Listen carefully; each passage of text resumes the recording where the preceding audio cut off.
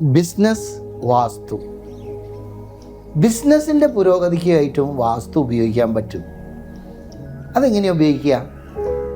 ഏറ്റവും വലിയ ബിസിനസ്സുകാരൻ ആരാണെന്ന് അറിയോ? ഈ യൂണിവേഴ്സാണ്.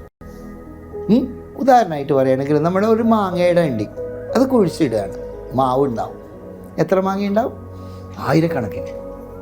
ഇൻവെസ്റ്റ്മെൻറ്റ് ആകെ ഒരു മാങ്ങയുടെ അണ്ടിയാണ്, റിസൾട്ടോ ആയിരക്കണക്കിന്.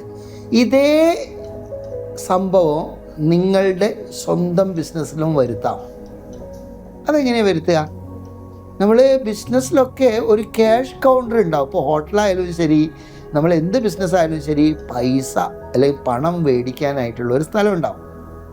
അവിടെ പ്രധാനം എന്താണെന്ന് വെച്ചാൽ ഏത് ഭാഗത്തേക്കാണ് ആ വലിപ്പ് തുറക്കുന്നത്.